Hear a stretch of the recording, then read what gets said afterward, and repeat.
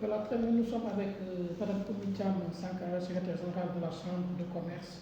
Alors, Mme Sankara, aujourd'hui nous sommes dans un contexte qui est le Covid-19. Le président de la République, Macky Sall, a pris une décision. Il a décrété l'état d'urgence. Aujourd'hui, le pays est un peu au ralenti. Aujourd'hui, quel est le message de sensibilisation par rapport à cette situation? Merci Omar et félicitations pour l'initiative. En fait, ce n'est pas le pays qui est au ralenti, c'est le monde qui est pratiquement à l'arrêt. Je pense que nous avons commencé à prendre le train en marche et il est temps, à mon avis, que les gens prennent conscience du fléau qui est en train pratiquement de ravir le monde entier. Malheureusement pour nous au Sénégal et dans les régions en particulier, les gens n'ont pas encore pris pleinement conscience de ce qui est en train de se passer. La fois passée, il y a 2 jours, j'étais à la gare routière de Thiès et j'ai vu qu'il y a une bombe à mon avis, parce que non seulement il y avait un monde fou, mais les vendeurs, les commerçants ambulants, donc étaient en train de se chahuter, vis-à-vis du Covid-19, en créant même des chansons et des tasses en dansant avec le Covid. Donc, ce qui, à mon avis, est une conscience vraiment capitale. L'appel que je lance, c'est à toute la population, en commençant par les familles. Parce que je pense que la sensibilisation se fait dans un premier temps au niveau des familles. Donc, ce que je fais, c'est ce que je partage avec tout le monde. C'est l'heure de la personnalisation des effets et des outils. Donc, si je parle d'effets et d'outils, évidemment, les effets personnels, tout le monde sait que c'est personnel, mais au Sénégal, on a vu dans des familles, les gens se partager l'éponge, n'est-ce pas? Donc, de bain, le savon de toilette, ça se partage. Or, actuellement, l'heure est grave. Tout doit être personnalisé. Savon de toilette, éponge. Évitez même d'utiliser les torchons, utilisez tout ce qui est papier jetable, tout ce qui est ustensile, tout ce qui est matériel. Donc moi, j'ai même posté la fois passée sur une plateforme de la place, qu'à mon avis, si on en est arrivé à fermer les mosquées, chez nous, on doit même personnaliser les tapis de prière. Donc je conseille à tout un chacun de bien laver les tapis de prière et de faire une répartition, que chacun ait, n'est-ce pas, son tapis de prière personnalisé. Parce que le Covid se transmet par la salive, par une respiration, n'est-ce pas, rapprochée. Ça peut se transmettre par les lames, ça peut même passer par les oreilles. Or, quand on prie, après, on a le nez collé au tapis. Donc, si par malheur, j'avais chopé ce virus-là, je prie, je me lève, moins de 2 heures, quelqu'un d'autre prie, donc il l'a chopé. Donc, l'heure est à la personnalisation. Pour le linge, que chacun lave son linge, n'est-ce pas? Donc, pour les cuillères, même les tasses à thé que l'on se partage, que chacun ait sa propre tasse, ou bien que les gens utilisent des verres à jeter, ou bien en tout cas du matériel à jeter, verres à jeter, tasses à jeter, tout ça là. Parce qu'on a c'est notre culture, n'est-ce pas? Donc, de partager.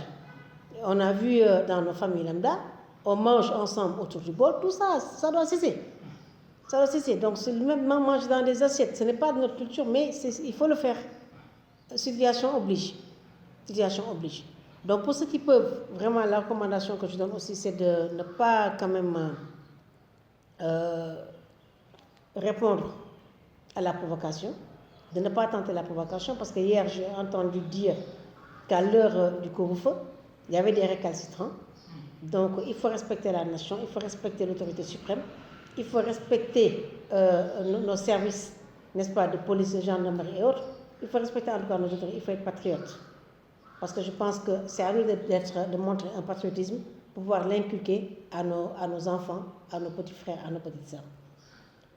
pour dire que l'heure est grave.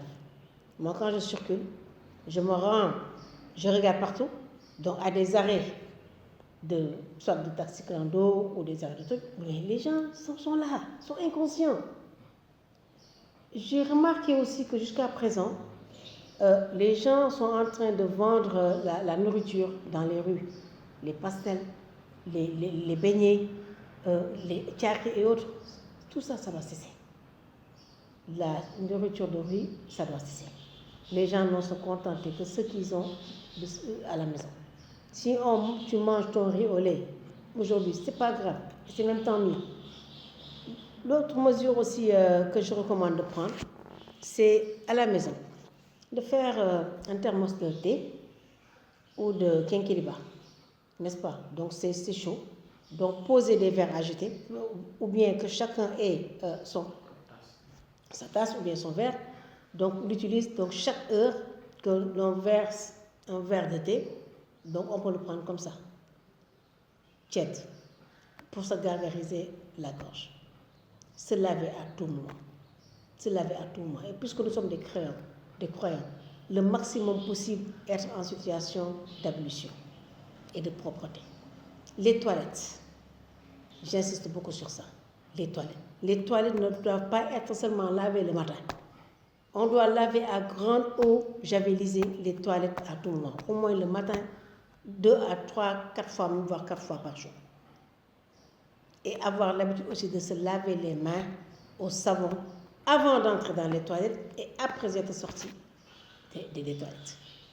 Ça aussi, c'est parce que c'est un cadre qui est vecteur de virus et de microbes. Mettre du gras dans ses narines, ça aussi, ça protège. Et j'ai vu que les gens mettent un masque à longueur de journée. Ce n'est pas ça. Le masque a une durée de vie de 2 heures, maximum 3 heures de temps. Avoir l'habitude d'en changer. Ce qui me fait mal, c'est que je vois des gens qui ont le masque comme ça, qui l'attachent, mais qui le mettent comme ça. Ils le mettent, mais ils le descendent. Parce qu'ils disent qu'ils ont du mal à respirer. Mais respirer longtemps, avoir mal à respirer et respirer longtemps, je pense que c'est mieux que de respirer tout et d'avoir une vie courte. Et ça n'épargne personne. Ça n'épargne aucun statut social. Pour l'instant, je pense que les plus jeunes sont les plus chanceux, mais ils ne sont même pas épargnés. Il y a 2 mois de cela, quand on était en Europe, quand le fléau a commencé dans les pays européens, en tout cas au niveau international, on disait que ça n'allait pas entrer en Afrique parce qu'il faisait chaud et que le virus ne résistait pas à la chaleur. Aujourd'hui, on est là, on est face à la catastrophe. Moi, ce qui me fait peur, c'est surtout les cas communautaires qu'on ne maîtrise pas. Et les gens ont tendance à ignorer ou bien à se dire que ça n'arrive qu'aux autres. Parce que c'est les gens, nous, Sénégalais, c'est cette tendance-là que nous avons. Ça n'arrive qu'aux autres. L'heure est grave. Donc, surtout nous, mères de famille, nous avons une grande responsabilité. Il faut éviter même d'accumuler des linge sale à la maison. Être propre le maximum possible. N'est-ce pas? Donc, moi, c'est la recommandation que je donne. Ce n'est pas égoïste, mais c'est la situation qui l'exige actuellement. Évitez les contacts directs le maximum possible. Vous avez vu, vous êtes venu au niveau de la chambre, il y avait tout le temps des va-et-vient. Nous, ce qu'on a fait, c'est déjà annuler toutes les activités dans la salle. Réduire le personnel vraiment au maximum. Nous sommes là au strict minimum. Nous ne sommes que 2 ou 3. Donc, ils sont là. Donc, les services sont fermés. Les services qui étaient vraiment ouverts au public sont fermés.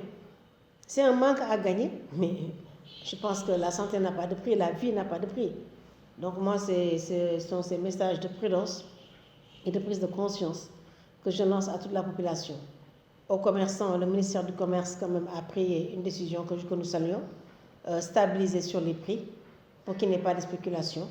Donc, ceux qui le peuvent, quand même, pour éviter les va-et-vient, n'ont qu'à faire leurs dépenses par semaine. Le maximum de dépenses possible, le maximum faire des achats, le maximum possible, garder le maximum de denrées à la maison. Sensibiliser les enfants. Les enfants ne sont pas en vacances, les enfants ne sont pas en fête. C'est une situation de crise qui s'est installée, c'est pourquoi les écoles sont fermées. Garder les enfants à la maison, mais les inciter quand même à la propreté. Et les faire aussi réviser quand même leurs leçons. Quand même. Moi, je pense. Donc, pour ceux qui sont obligés d'aller dans les marchés, éviter le maximum possible les assemblages mais les rassemblements plutôt, mais une fois arrivé à la maison, changer d'habit. Donc, se mettre dans une situation de propreté, bien se laver les mains, bien se laver le visage, les narines, parce qu'il ne suffit pas seulement de se laver les mains pour protéger, mais bien se laver tout, enlever les habits, les mettre soit au chaud, mettre au soleil, carrément, ne pas éviter vraiment en tout cas d'entrer dans la fatalité. C'est bien beau de faire des prières, nous encourageons toutes les prières, mais ce n'est pas parce que vous avez bien prié, que vous avez fait les incantations dont on dit que ça peut paraître à la maladie, au fléau, donc il faut vraiment rester ouvert. Parce que quand même, moi je pense que mieux vaut prévenir que guérir. C'est malheureux, donc c'est un fléau qui est mondial, que le bon Dieu a fait descendre dans le monde. Nous prions que ça reparte, ou bien que le remède soit trouvé au plus vite, et que vraiment, que nous tous, nous soyons épargnés.